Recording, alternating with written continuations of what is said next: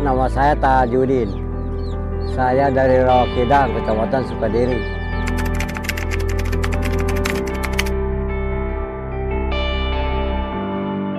Kira-kira 2 bulan.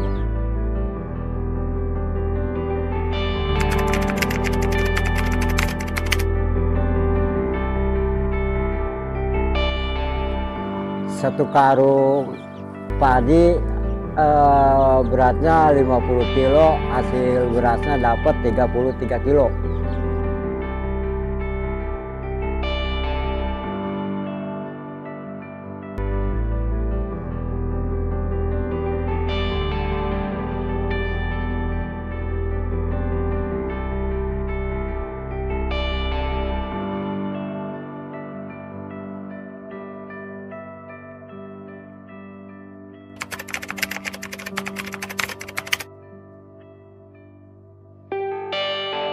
Menggiling gabah 50 kilo, habis bensinnya 1,5 retel.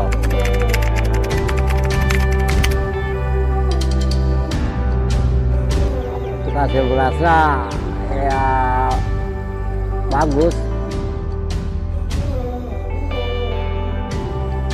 Mesin ini sudah dilengkapi oleh pemisah beras utuh dan beras patah.